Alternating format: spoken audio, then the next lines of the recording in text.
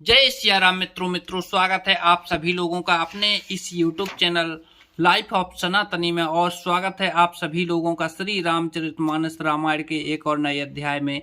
तो मित्रों, जैसा कि आप सभी लोग जानते हो कि पिछले वीडियो में श्री रामचरितमानस रामायण को बाल कांड में दोहा क्रमांक 187 पर समाप्त किया था, और आज के इस वीडियो में बाल कांड में ही दोहा क्रमांक 187 से श्री रामचरितमानस रामायण जी को आगे बढ़ाने वाले हैं।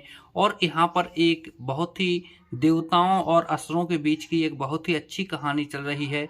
तो गाइस, उसका आप सभी लोग उस कहानी का आनंद लें, और जो सुंदर सुंदर रामायण की दोहा चौपाइयाँ हैं उनका भी आनंद लें। चलिए मित्रों, तो वीडियो में आगे बढ़ते हैं। लेकिन मित्रों, वीडियो में आगे बढ़ें उससे पहले हमारा आपसे बस एक ही छोटा सा रिक्वेस्ट है। यदि आप लोगों ने अभी तक इस यूट्यूब चैनल लाइफ ऑफ सनातनी को सब्सक्राइब नहीं किया है तो नीचे जो सब्सक्राइब का बटन है उसे दबाकर चैनल को सब्सक्राइब कर लेना है, साथ ही दबा लेना है बेल आइकन घंटी को। चलिए मित्रों, तो अब बिना कुछ देरी के वीडियो में आगे बढ़ते हैं। जय सिया राम मित्रों।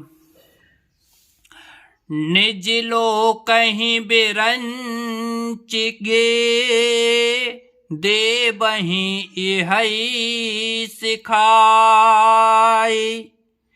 बानर तनु धरि धर्महि, हरिपद से बहु जाई। देवताओं के यही सिखाकर कि बानरों का शरीर धन धरकर तुम लोग पृथ्वी पर जाकर भगवान के चरणों की सेवा करो। ब्रह्मा जी आपके अपने लोक को चले गए। गए देव सबे निज निज धामा, भूमि सहित मन कहूँ विश्रामा।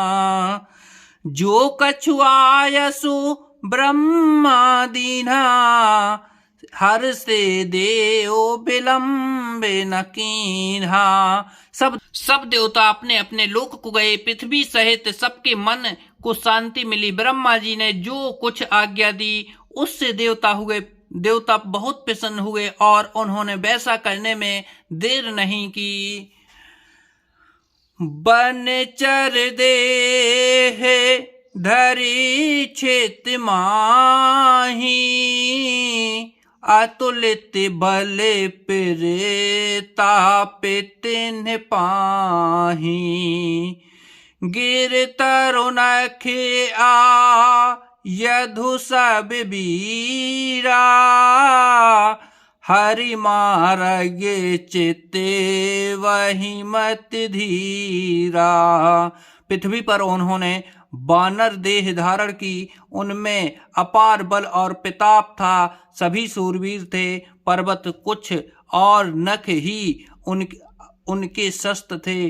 वे धीर बुद्धि वाले बानर रूप देवता भगवान के आने की राह देखने लगे। गिर कानन तजहे तह भरी पूरी, रह निज निज अनेक रुच रूरी। सब यह सब रुचिर चरित में भाषा, अब सो सुनहि जो बिचही को छुराखा। बे बानर पर्वतों और जंगलों में जहां तहां अपनी अपनी सुंदर सेना बानर बनाकर भरपूर छा गए। यह सब सुंदर चरित्र मैंने कहा। अब यह चरित्र सुनो जिसे बीच ही में छोड़ दिया था। अवधिपुरी रघु कुल मनि राऊ, बेदित तेहि दशरथ नाऊ। धर्म धुरंधर गुण निधि ज्ञानी, हृदय भगति मति सारग पानी। अवधपुरी में रघुकुल शिरोमणि दशरथ नाम के राजा हुए, जिनका नाम वेदों में विख्यात है। वे धर्म धुरंधर गुणों के भंडार और ज्ञानी थे। उनके हृदय में साग धनुष धारण करने वाले भगवान की भक्ति थी और उनकी बुद्धि भी उन्हीं में लगी रहती थी। कौसल्यादि नार प्रिय रामा, सब आचरण पुनीत सिया रामा। पति अनुकूल प्रेम दृढ़ हरि रामा, पद कमल विनीत सिया रामा। राम सिया राम जय जय राम। उनकी कौशल्या आदि प्रिय रानियां सभी पवित्र आचरण वाली थीं। वे बड़ी विनीत और पति के अनुकूल चलने वाली थीं और श्री हरि के चरण कमलों में उनका दृढ़ प्रेम था। एक बार भूपति मन माही, भेगलानी मोरे सुत नाही। गुरु ग्रह गयऊँ तुरत मही पाला, चरण लागे करे विनय विशाला। राम सिया राम जय जय राम। एक बार राजा के मन में बड़ी गिलानी हुई कि मेरे पुत्र नहीं है। राजा तुरंत ही गुरु के घर गए और चरणों में प्रणाम कर बहुत विनय की। निज दुख सुख सबे गुरहि सुनायऊं, कहीं वशिष्ठ बहु विधि समझायऊं। धरहूँ धीरे हो यही सुत चारी, त्रिभुवन विदित भगति भय हारी। राजा ने अपना सारा दुख सुख गुरु को सुनाया। गुरु वशिष्ठ जी ने उन्हें बहुत प्रकार से समझाया और कहा, धीरज धरो, तुम्हारे 4 पुत्र होंगे जो तीनों लोकों में प्रसिद्ध और भक्तों के भय को हरने वाले लोग होंगे। श्रृंगेर सही वशिष्ठ बोलावा, पुत्र काम शोभे यज्ञ करावा। भगति सहित मुनि आहुति दीन है, प्रगटे अग्नि चरो कर लीन है। वशिष्ठ जी ने श्रृंग ऋषि को बुलवाया और उनसे शुभ पुत्र का मेष्टि यज्ञ करवाया। मुनि के भक्ति सहित आहुतियां देने पर अग्निदेव हाथ में चरु हविष्यान खीर लिए प्रकट हुए। जो वशिष्ठ कछु हृदय विचारा, सकल काजु भा सिद्धि तुम्हारा। हर हबि बाटे देहु नृप जाई, जथा जोग जहें भाग्य बनाई। और दशरथ से बोले वशिष्ठ ने हृदय में जो कुछ विचारा था, तुम्हारा वह सब काम सिद्ध हो गया है। राजन, अब तुम जाकर इस हविष्यान पायस को जिसको जैसा उचित हो वैसा भाग बनाकर बांट दो। तबे आदृश्य भय पावक रामा, सकल सबहि समुझाय सिया रामा।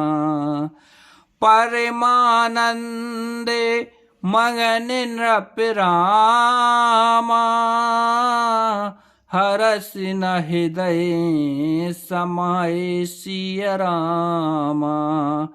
तदंतर अग्निदेव सारी सभा को समझाकर अंतर्धान हो गए। राजा परमानंद में मग्न हो गए। उनके हृदय में हर्ष समाता न था। तब ही राय प्रिय नारे बुलाई कौशल्यादि तहाँ चली आई।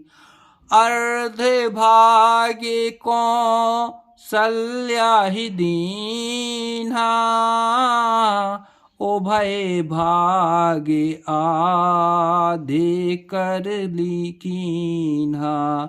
उसी समय राजा ने अपने प्यारी पत्नियों को बुलाया। कौशल्या आदि सब रानियां वहां चली आईं। राजा ने आधा भाग कौशल्या को दे दिया और शेष आधे के 2 भाग किए। के कई कहें नृपे जो के कई कहें पेशो दयाऊं रहूं सो भय भाग्य पुण्य भयाऊं। कौशल्या के कई हाथ धरी दीन सुमंत्र ही मन प्रसन्न करी। वह उनमें से 1 भाग राजा ने कैकई को दिया। शेष जो बचा रहा उसके फिर 2 भाग हुए और राजा ने उनको कौशल्या और कैकई के हाथ पर रखकर अर्थात उनकी अनुमति लेकर और इस प्रकार उनका मन प्रसन्न करके सुमित्रा को दिया। यह विधि गर्भ सहित सब नारी भई हृदय हरे सित सुख भारी।